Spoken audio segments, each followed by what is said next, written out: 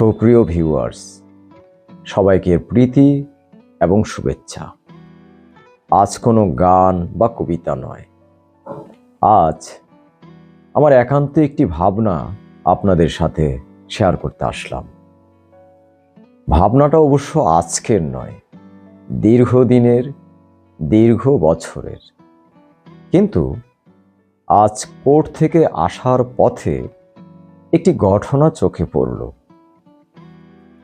ঘটনা দেখার পর ভাবনাটা আবার নাড়া দিল এবং মনের মধ্যে এই ভাবনাটা ঘুরপাক খাচ্ছিল, তাই আপনাদের সাথে শেয়ার করা।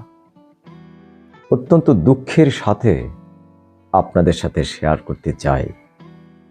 আমার কাছে মনে হয় আমাদের ব্যক্তি জীবন, রাজনীতি, সংস্কৃতি, ব্যবসা বাণিজ্য, চাকরি, জীবনের প্রতিটি ক্ষেত্রে আমরা সফল হওয়ার জন্য, উপরে ওঠার জন্য, অর্থনৈতিকভাবে স্বাবলম্বী হওয়ার জন্য, আরও সহজ করে যদি বলি আমাদের ভালো থাকার জন্য, আমরা যে পথটা অবলম্বন করি, আমরা যে ওয়েটা বেছে নেই, এই পথটা বা এই ওয়েটা আমাদের বেশিরভাগ মানুষের ক্ষেত্রেই এটা সঠিক নয়।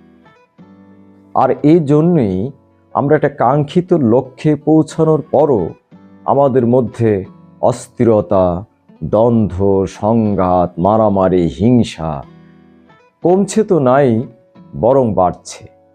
আমরা কেন এই পথগুলি বেছে নেই? আমাদের মধ্যে, আমার কাছে যা মনে হয়, আমাদের নিজের প্রতি আমাদের আত্মবিশ্বাসের প্রচণ্ড রকম অভাব এবং পরিশ্রম করা, দক্ষতা অর্জন করার যেই ইচ্ছে, সেটার আমাদের মধ্যে অনেক অভাব। আমরা সস্তা জনপ্রিয়তা এবং সহজেই কাঙ্ক্ষিত লক্ষ্যে পৌঁছাতে চাই।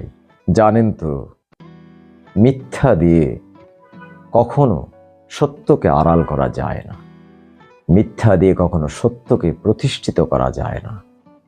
অন্ধকারের পথে হেঁটে কখনো আলোর সন্ধান পাওয়া যায় না। আগামী দিনে আমরা সঠিক সুন্দর পথে এগিয়ে যাব।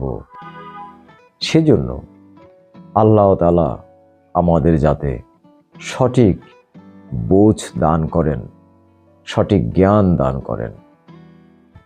ধন্যবাদ, ভালো থাকবেন সবাই, আবার দেখা হবে।